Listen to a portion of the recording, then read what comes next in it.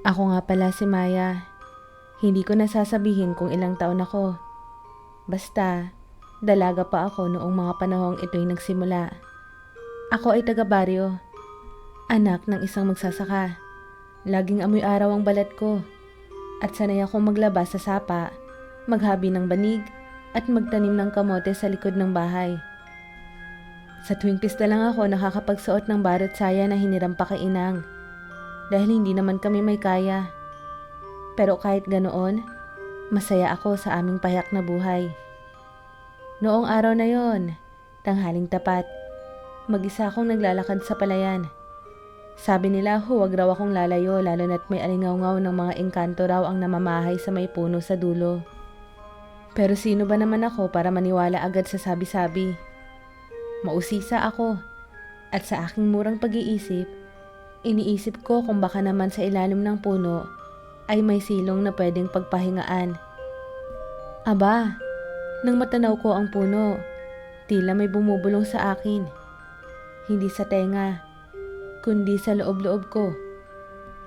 Walang hangin pero kumikilos ang mga dahon. Ang katawan ng puno ay matanda na.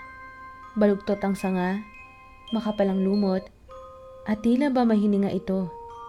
Nilapitan ko, at napansin kong may ugat itong nakaangat. Mistulang inaabot ang sarili sa akin. Ewan ko ba kung anong sumapi sa akin noon, pero inabot ko yung ugat. At doon na nga nagsimula ang lahat. Parang biglang umikot ang paligid. Ang mga palay, nawala.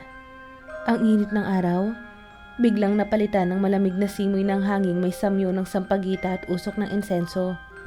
Napapikit ako, at nang idilat ko ang mga mata ko, nasa isang lugar ako na hindi ko mawari. Mga kabahayan na gawa sa kristal at bakal. May mga ilaw na hindi lang isang pinanggagalingan, kundi tila galing sa bituin. May mga bagay na umaandar na walang kalabaw, dumudula sa kalsadang makintab. Mga taong nakaiba't ibang kasuotan. May nakaitim na parang mandarambong. Meron ding may kulay ang buhok. At may hawak-hawak na maliit na kahon na may ilaw sa gitna. Lahat sila ay abala. Tila sanay na sanay sa mundong ito. At ako lang ang tila hindi bagay sa lugar na ito. Nakasuot pa ako ng aking lumang saya. May buhol ang buhok at bit-bit ang supot na pinaglalagyan ko ng tinapay. Hoy! Isang tinig ang sumambit mula sa aking likuran. Mababa ang boses, parang may pangil pero hindi naman nakakatakot. Nang lingunin ko siya, nakita ko ang isang binatang matangkad. Maputla ang balat at may suot na itim na kasuotan na parang hindi napapagod. May hikaw sa magkabilang tenga at may pilik mata na tila ginuhit ng diwata. Tinignan niya ako mula ulo hanggang paa. Naliligaw ka ba? Tanong niya na para bang hindi sanay sa mga salitang ginagamit ko. Tumango lang ako. Hindi ako makaimik. Pakiramdam ko ay nadapa ako sa isang kasaysayang hindi ko kabisado.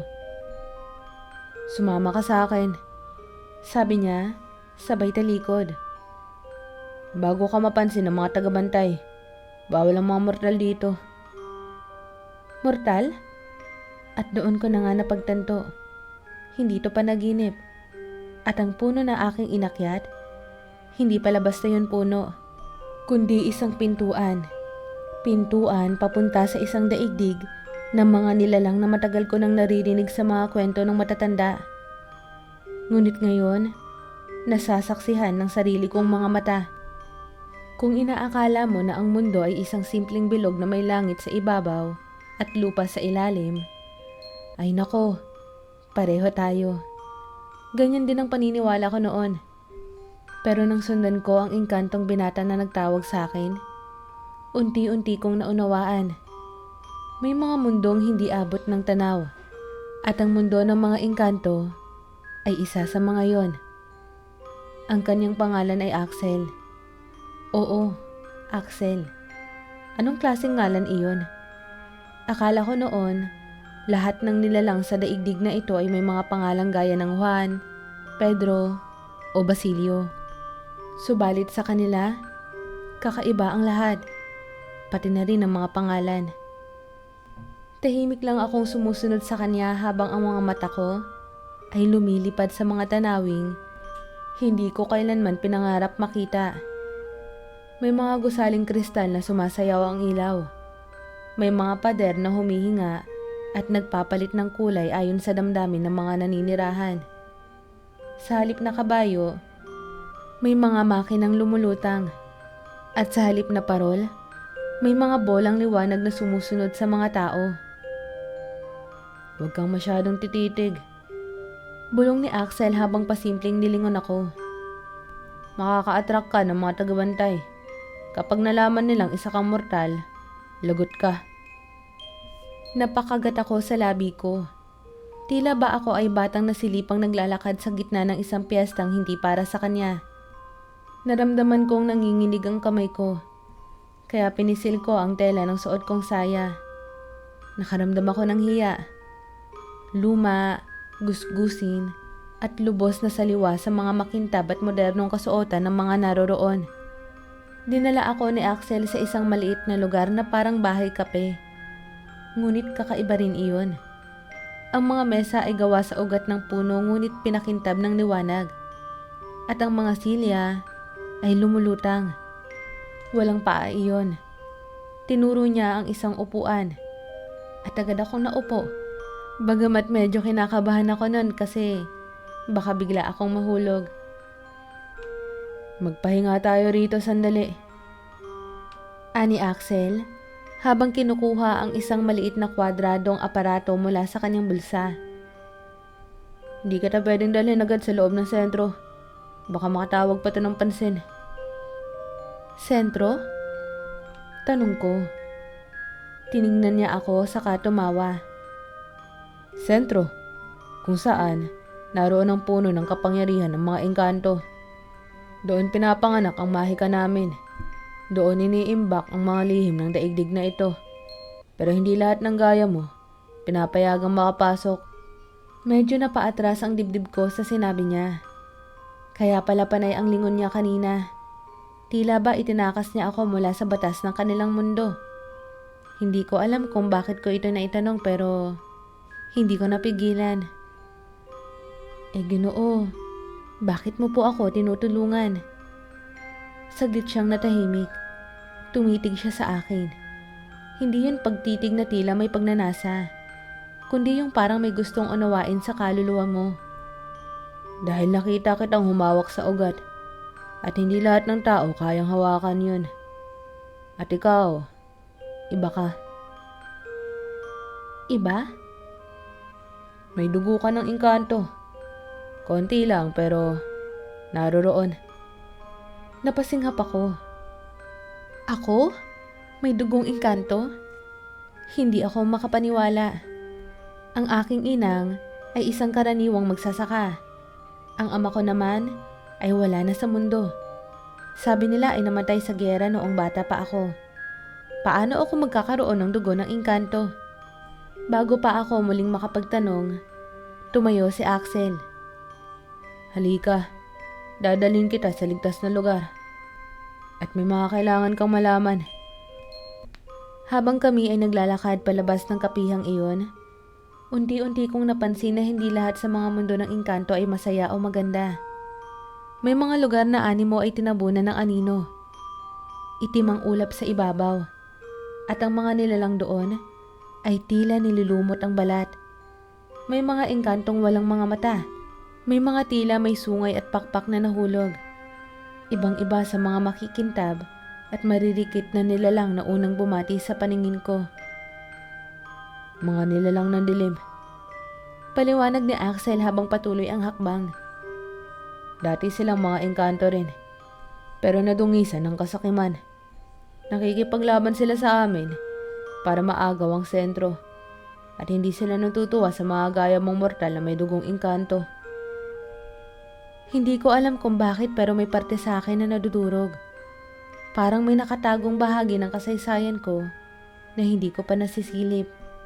At parang ang bawat hakbang ko sa lugar na ito ay papalapit ng papalapit sa kung ano man ang katotohanan iyon.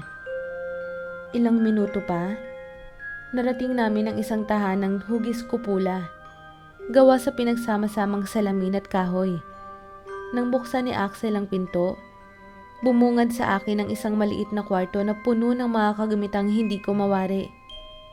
Mga umiilaw na plaka, lumulutang na aklat, at isang mahiwagang salamin sa dingding. "Dito ka muna. Magsimula ka ng magtanong." At doon nga nagsimula ang lahat. Sa loob ng kwartong yon, unti-unti kong natutunan ang kasaysayan ng mga engkanto. Ang giyera sa pagitan ng liwanag at dilim, at ang papel ng posibleng ginagampanan ko. Isang simpleng dalaga mula sa baryo, na marahil hindi nga pala ganun kasimple gaya ng akala ko. At higit sa lahat, sa bawat araw na lumilipas, mas lalo kong nakilala si Axel. Sa likod ng kanyang magaspang na anyo ay may pusong sugatan. At sa kanyang paningin, unti-unti kong nasusulyapan ng damdaming hindi na lang pagkalinga, kundi pag-ibig na tinatago. Ipinakita niya sa akin ang isang lumang salamin na may usok sa loob. Sa bawat alon ng usok, unti-unting lumilitaw ang mga imahe. Mga tanawin na pamilyar at banyaga sa akin.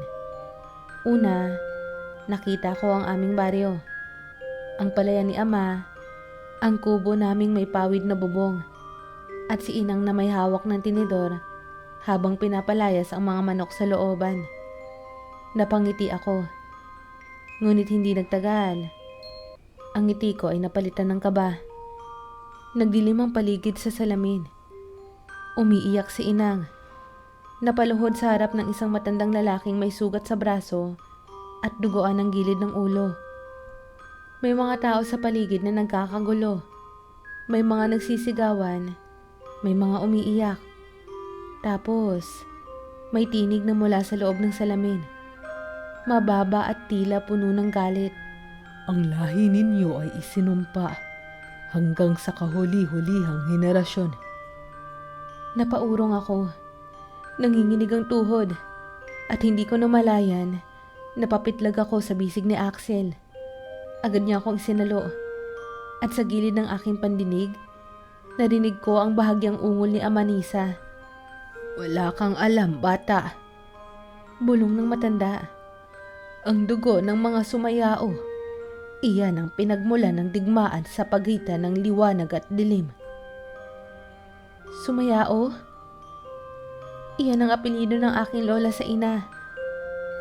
"Oo, Putol ni Amanisa. at ikaw, anak ng angkan na iyon, ay may pananagutan sa sumpang nagpahirap sa mga mortal at engkanto. Isang kasunduan ng pagtataksil. Isang lihim na pinilit limutin ng iyong mga ninuno." Hindi kami masama. Mariing sabi ko.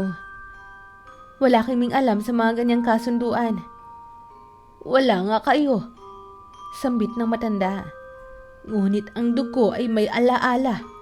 At kahit hindi ninyo alam, ang mga kasalanan ng ninuno ay umuukit ng landas sa mga inapo." Hindi ako nakasagot. Wala akong lakas para itanggi o ipagtanggol ang angkan ko. Isa lang naman akong simpleng dalaga. Sanay lamang sa pagtatanim ng kamote, sa pag-iigib ng tubig sa sapa. At ngayon, sinasabi nila na may madilim na kasaysayan pala ang lahi ko. Tahimik si Axel sa lahat ng ito. Ngunit mahigpit ang hawak niya sa aking kamay. "Narito ako." Mahina niyang sambit. "Hindi ka nag-iisa." Tumango si Amanisa. "Kung nais mong tapusin ang sumpa, kailangang maglakbay ka sa pusod ng gubat dilim, ang lugar kung saan nagsimula ang kasunduan. Ngunit hindi mo to kayang gawin ng mag-isa." Doon ko naunawaan. Ang pagdating ko sa mundo ng mga engkanto ay hindi aksidente. Hindi ito basta paglalakad sa palayan na nauwi sa hiwaga. May dahilan ang lahat. At tila bahagi ako ng mas malaking kwento. Mas matandang lihim na kailangang wakasan. Sa gabing yun, habang nakaupo kami ni Axel sa gilid ng ilog liwanag, Isang ilog na gawa sa kumikislap na enerhiya na tumutugtog ng musika kapag hinahaplos ang hangin. Nag-usap kami. Hindi mo kailangang sumama. Wika ko sa kanya. Ito ay kasalanan ng aking angkan at hindi sa'yo. Napangiti siya. Isang ngiting bihira ngunit puno ng damdamin. Pero ang puso ko ay nasa iyo na, Maya. At kung ang mundo mo ay masisira, para na rin sinira ang akin. Hindi ko napigilan ang luhang dumaloy mula sa aking mga mata. Hindi ako sanay sa ganitong mga salita. Sa baryo, ang pagsuyo ay sa pamamagitan ng pag-abot ng baon ng tubig o pag-akay sa ilalim ng ulan. Ngunit dito, sa gitna ng mahiwagang mundo, natutunan kong may uri rin pala ng pag-ibig ang handang makipagdigma para sa'yo. Kaya't naghanda kami. Tinipon ni Axel ang ilang kakampi. Si Lyra, isang engkantadang may buhok na gawa sa mga dahon ng ginto. Si Theo naman, isang binatang kalihating engkanto na may kakayahang huminto ng oras sa loob ng 7 sandali. At si Mulo, isang matandang duwende na mahilig na magpasabog ng mga butil ng liwanag. Bago kami umalis, muli akong tumingin sa puno kung saan ako unang dumaan. Pagbalik ko, babalikan ko ang mundo ko. Ngunit dala na ang pag-asa. Sabi ko sa sarili, habang kami ay papalapit sa hangganan ng liwanag at dilim, dama ko ang kaba sa dibdib. Ngunit dama ko rin ang init ng kamay ni Axel sa aking palad. Ang init na nagsasabing kahit gaano kadilim ang daraanan ko, may liwanag na hindi matitinag. At sa sandaling iyon, hindi na lamang ako si Maya na anak ng magsasaka. Ako na rin si Maya, ang tagapagmana ng lihim, tagapagdala ng kapalaran, at kasangga ng engkantong minahal ko nang hindi ko inaasahan. Ang paglalakbay papuntang pusod ng gubat dilim ay hindi gaya ng ordinaryong lakad sa palayan na may kasamang paminsang ingay na mga kuliglig o huni ng Maya. Nax, kapangalan ko pa. Ito ay isang tahimik at delikadong pagtawid sa mga hangganang halos burado sa mapa ng mundo ng engkanto. Ang mismong hangin ay may amoy ng lumang alaala. Ang lupa ay hindi mo tiyak kung matibay ba o sadyang nagnanakaw ng bigat ng iyong katawan. Habang lumalalim kami sa gubat, lalong umiinit ang paligid. Hindi dahil sa araw, kundi dahil sa mabibigat na enerhiya na tila sinusubok ang loob mo. Para bang ang mismong lupa ay bumubulong sa pag-aalinlangan, na ani mo ay gustong hilahin pabalik ang mga paa ko. Maya, bulong ni Axel, habang binibigyang daan ako sa mas makitid na landas. Kapag naramdaman mong parang may humihila sa'yo, huwag kang lilingon. Bakit? Tanong ko, bagamat kabado na ako sa tono pa lang ng boses niya. Dahil ang nakaraan mo, kahit anong ganda o pait, ay hindi mo na mababago kung hahayaan mong lamunin ka nito. Hindi ako umimik. Salib, ay mas hinigpitan ko pa ang kapit sa kanyang kamay, sapagkat iyon na lang yata ang natitirang piraso ng lakas na pinanghahawakan ko. Si Lyra ay lumulutang na lamang sa unahan, habang ang buhok niyang gawa sa mga dahon ng ginto ay kumikislap tuwing nadadaanan ng alon ng mahika sa paligid. Si Theo naman, tahimik ngunit laging nakamasid. Laging handang gamitin ang kakayahan niyang 7 sandali ng pagtigil ng oras. Si Mulo, bagamat maliit ay pinakamaingay. Lagi siyang may baon na komentaryo at may palaging reklamong gutom kahit sa gitna ng panganib. Pagkalipas ng ilang oras na paglalakad, narating namin ang isang guwang sa gitna ng kagubatan. Hindi siya basta kuweba, kundi parang pintuan ng isang templo. Yari sa itim na batong may mga ukit na mukha. Mga mukhang puno ng takot, galit, at bigati. Iyon na ang pusod ng gubat dilim. Axel, mahina kong sabi habang nakatingin sa pintuang iyon. Handa na ba tayo? Hindi, Aniya, seryoso ang tinig. Pero kailangan pumasok. Sabay-sabay kaming humakbang. Ngunit nang nagbukas ang pintuan, ako lamang ang nakapasok. Naramdaman kong tila may humigop sa katawan ko. Para akong lumusong sa malalim na balon ng alaala. Nang idilat ko ang mga mata ko, naroon na ako sa isang tanawing hindi ko inaasahan. Ako ay nasa gitna ng isang pulutong ng mga engkanto at tao. Mga nilalang na nakasuot ng sinaunang kasuotan. May mga katipunero, may mga babaylan, at sa gitna nila ay isang babaeng kamukha ko. Ngunit tila mas matanda, mas matikas ang tindig, at mas matalim ang tingin. Ikaw si Amaya. Bulong ko. Tumango siya saka ngumiti sa akin na para bang matagal na niya akong inaabangan. Anak ng aking anak. Sa wakas, dumating ka rin. Siya ang aking ninuno. Si Amaya. Isang makapangyarihang babaylan na nakipagsundo noon sa dilim upang mailigtas ang kanyang baryo mula sa salot. Ngunit sa paggawa niya ng kasunduan, isinumpa ng mga engkanto ng liwanag ang kanyang lahi. Tunay ba ang ginawa mong kasunduan? Tanong ko, may paninikip sa dibdib. Alam mo bang libo-libo ang naapektuhan? Na hanggang sa henerasyon ko, ay dala pa rin namin ang bigat ng sumpa mo? Umiyak si Amaya. Alam ko, pero wala akong pagpipilian noon. Sinubukan kong bumawi, pero huli na ang lahat. Kaya ikaw ang huling pag-asa namin. Ikaw ang tanging may dugong sapat upang mabago ang panata. Nagpakita siya ng isang mahiwagang bato. Kumikinang sa bughaw at ginto. Ito ang bato ng pagbawi. Isa lamang ang maaaring gumamit nito. At iyon ay ang magmumula sa aking dugo. May puso ng tao at espiritu ng engkanto. Hinawakan ko ang bato. Mainit ito sa simula ngunit pagkaraan ng ilang sandali, naging parang bahagi ng palad ko. At sa pagtanggap ko rito, biglang lumiwanag ang paligid at narinig ko ang tinig ni Axel mula sa malayo. Maya, naririnig mo ba ako? Nagising ako muli sa labas ng pintuan. Nakahundusay ako sa lupa at nasa paligid ko na sina Axel, Lira, Teo, at Mulo. Mga mata nila ay puno ng pag-aalala. Buhay ka! Sigaw ni Mulo. Akala namin, kinain ka na ng pintuan. Umupo ako ng marahan at saka iniabot ang batong bughaw at ginto.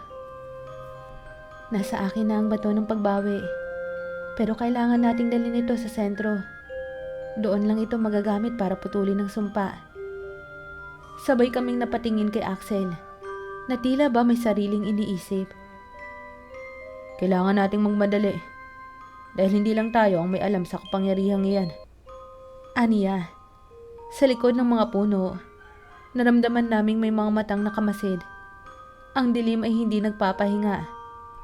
At ngayong hawak na namin ang susi sa pagbabago, sisikapin itong agawin ang tanging pag-asa ng lahi ko.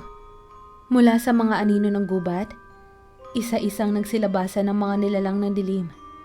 Matataas, payat, may balat na parang uling at matang pula na walang alab kundi galit. Ang kanilang mga anyo ay alanganing tao at hayop. At ang kanilang presensya ay parang pako sa dibdib. Mabigat at nakapanlalamig ng kaluluwa.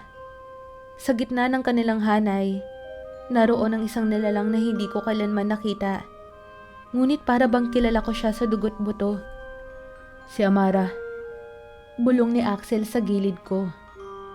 Ang itinalagang tagapagmana ng kasunduan ng dilim. Kambal na kaluluwa ni Amaya. Ang ninuno mo. Napatingin ako sa kanya. At isang matalim na tingin ang isinalubong niya sa akin. Hindi siya nagsalita. Ngunit ramdam ko ang tinig sa loob ng aking isipan. Isang bulong na puno ng pangungutya. Isusuko mo ba ang kasaysayan ng iyong angkan, Maya? Isang bato lang ang kapalit ng kapangyarihan ng buong mundo. Sumama ka na sa amin at ibibigay namin sa iyo ang lahat. Ang kalayaan, kayamanan, at kaluwalhatian. Ngunit nalakasan ko ang loob ko. Hindi ko kailangan ng mga alok ninyo na mula sa kasinungalingan. Ang gusto ko lang ay iligtas ang aking pamilya, ang aking lahi, at tapusin ang sumpa na kayo rin ang nagpaikot. Napangisi si Amara. Kung gayon, paghaharian mo ang abo ng lahat ng mahal mo. At doon sumiklap ang digmaan. Nagtagpo ang liwanag at dilim sa isang puting kapatagan malapit sa sentro ng Mahika, kung saan ang mismong hangin ay nanginginig sa bigat ng kapalaran. Ang mga engkanto ng liwanag, pinangunahan ni Lira, Teo at Mulo, ay humugot ng kani-kanilang mga kakayahan. Si Lira ay kumukontrol ng mga punong buhay. Pinatubo ang mga ito sa harap ng mga nilalang ng dilim upang hadlangan sila. Si Teo, gamit ang kanyang kapangyarihan, ay pinigilan ng oras sa ilang bahagi ng labanan upang mailigtas ang mga kakampi. Si Mulo naman, kahit maliit, ay parang paputok sa bagong taon. Sumabog sa bawat sulok ng digmaan gamit ang kanyang mga butil ng liwanag na sumusunog sa balat ng kalaban. Ako ay nasa gitna ng gulo, ngunit hindi ako basta tagapanood. Hawak ko ang bato ng pagbawi, at ito ay tila may sariling buhay. Sa bawat tibok ng puso ko, umiilaw ito, umiinit, at sa tuwing may kalaban na sumusubok lumapit, isang pulso ng enerhiya ang lumalabas mula rito. Itinataboy sila palayo. Ngunit sa gitna ng laban, biglang humugo si Amara sa akin. Mabilis na parang alon ng usok. Bago pa ako makalayo, siya ay nakatapat na sa akin. At sa isang kisap mata, nahulog ako sa isang ilusyon. Nakita ko ang baryo ko. Ngunit sunog ang lahat. Si Inang ay nakadapa sa putik. Si Ama ay muling nabuhay ngunit umiiyak. Ang mga tao ay nagtatakbuhan at ako ay nag-iisa. Doon sa gitna, si Amara ay nakangisi. Kung hindi mo ibibigay sa akin ang bato, ito ang magiging kapalaran mo. Hindi ko alam kung paano, ngunit naramdaman ko ang kamay ni Axel na humawak sa balikat ko. Tila ba isang sinag ng araw sa gitna ng gabi. Hinila niya ako palabas ng ilusyon. Maya, huwag kang magpadala. Narito ako at narito tayo. Napaluha ako sa ginhawang dulot ng kanyang boses. Tumayo ako, pinunasan ng luha, at itinaas ang bato ng pagbawi. Noon ko lang naramdaman ang tunay na kapangyarihang taglay ko. Sa dugo ko, sa puso ko, sa mismong kaluluwa ko. Naroon ang lakas ng mga ninuno ko. Hindi para wasakin, kundi para paghilumin. Patawarin ninyo kami. Bulong ko sa kalangitan. Sa pagkakamaling nag-ugat noon. Pero ngayon, ako po, si Maya ng lahing sumayao, ay tinatapos na ang kasunduan. Itinaas ko ang bato. Mula sa bato ay lumabas ang isang liwanag na parang sumasalamin sa langit at lupa. Isa-isang nagsimulang maglaho ang mga nilalang ng dilim. Hindi sa pamamagitan ng kamatayan, kundi ng pagbalik sa anyong payapa. Si Amara naman, sa huli, ay tumitig sa akin. Sa kanyang mga mata ay nakita ko ang luha. Hindi yun galit. Hindi inggit, kundi pagod. Isa lamang akong bahagi ng sumpa. Ngunit ikaw, Maya, ikaw ang wakas nito. Salamat. Aniya, bago siya tuluyang naglaho na parang abo sa hangin. Tahimik ang lahat matapos iyon. Ang kapatagan ay tila pinunasan ng bagong simula. Ang mga engkanto ay yumuko sa harapan ko bilang pagkilala sa tinapos kong sumpa. Si Axel, sa gitna ng lahat, ay lumapit sa akin at sa wakas, hinalikan ako sa noo. Isang araw, ikikwento ng mga bagong engkanto ang pangalan mo. Hindi bilang tagapagmana ng kasalanan, kundi bilang tagapagligtas. Aniya, ngunit hindi pa tapos ang lahat. May isang huling bagay pa akong kailangan gawin. Ang bumalik sa mundo ko at dalhin ang pagbabago roon. At alam ko, hindi ko na kailangan gawin yon ng mag-isa. Ito na ang wakas ng kasaysayan ko, ngunit hindi ng buhay ko. Sapagkat ang bawat wakas ay pintuan din ng bagong simula. At sa sandaling ipinikit ko ang mga mata upang iwan ang mundo ng mga engkanto, alam kong isa akong ibang Maya na babalik sa mundong iniwan ko. Sa tulong ng bato ng pagbawi at sa gabay ng liwanag mula sa sentro ng Mahayka, binuksan muli ang daan pabalik sa mundo ng mga mortal. Ang pintuan sa ilalim ng puno sa dulo ng palayan.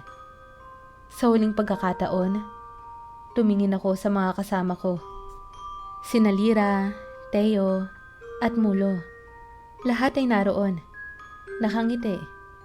Si Amanisa naman, bagamat luma ang katawan at salimuot ang paningin, ay tumango sa akin bilang tanda ng respeto.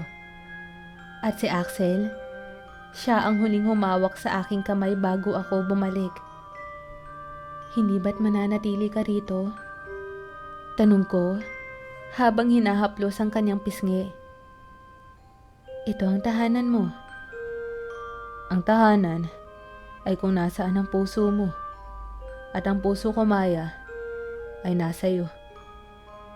Hindi ko na napigilan ng pagluha. Lumuha rin siya.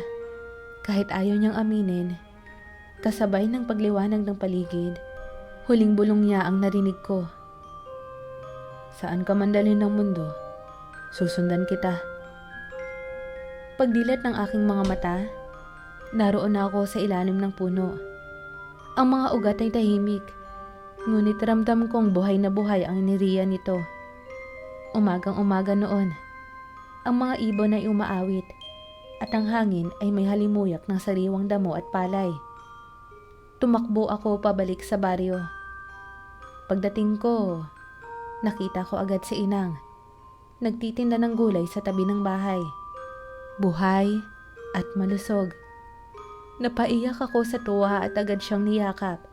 Halos hindi niya ako nakilala sa ayos kong may konting banyagang detalye. Dala ng mundo ng engkanto. Maya? Ani Inang, gulat na gulat. Anak ko, ikaw ba yan? Opo, Nay. Sagot ko, umiiyak. Ako nga po, bumalik na po ako. At naramdaman ko, hindi lang ako bumalik bilang anak, kundi bilang tagapagligtas ng lahi ko. Mula noon, unti-unting nagbago ang takbo ng buhay ko sa aming baryo. Ang dating lupang tuyot, muling naging luntian. Ang dating malamlam na mga mata ng mga magsasaka ay muling kumislap sa pag-asa. At ako, kahit hindi ako naging babaylan o reyna, ay naging tulay ng dalawang mundo naman. Ilang buwan matapos kong bumalik, isang hapon, habang ako ay naglalakad sa gilid ng palayan, may batang sumigaw. Ate Maya! May gwapong lalaki sa ilalim ng puno. Agad akong napagtakbo at doon ko siya muling nakita. Si Axel, nakasuot ng simpleng kasuotan. Walang magagarang hikaw o itim na kasuotang engkanto. Nakangiti ito. Tila ba matagal na akong hinihintay. Anong ginagawa mo rito? Tanong ko, halos hindi makapaniwala. Sinundan kita, hindi ba? Sagot niya, saka ako hinalikan sa noo. Tulad ng ginawa niya noon sa gitna ng labanan. Sabi ko naman sa'yo, kung saan ka naroroon, nandun din ang tahanan ko. Sa mga sumunod na taon, nanirahan si Axel sa aming baryo.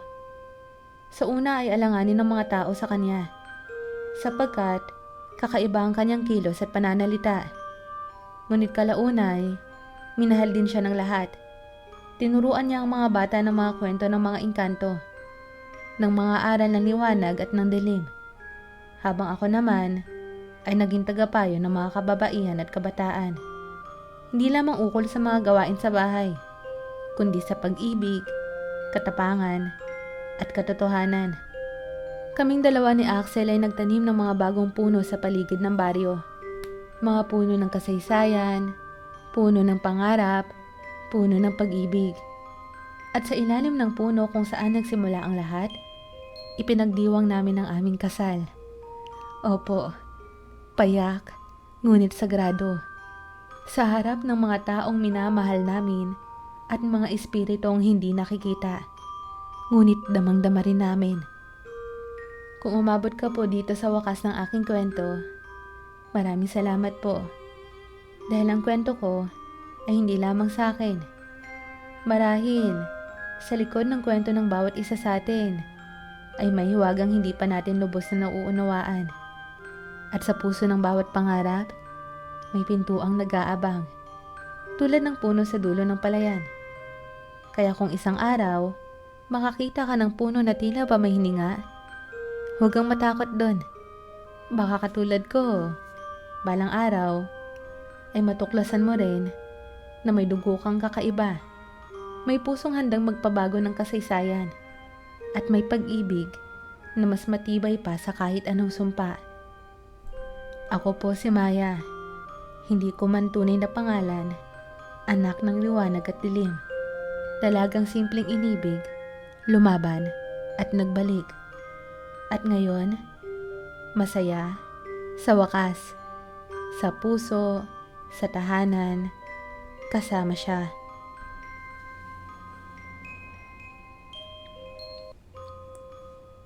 Kamusta po kayo? Muli, maraming salamat po sa pagsubaybay. Huwag niyo po sanang kalilimutang mag-like at mag-subscribe. Hello po sa mga subscribers ko at welcome po sa mga bago kong subscribers. Kamusta po kayong lahat? Sana po ay nasa maayos kayong kalagayan. Huwag niyo po kakalimutan kumain ha. Lagi po kayong magpakabusog at lagi rin po kayong mag-iingat. Have a nice day po sa inyong lahat. Hanggang sa muli!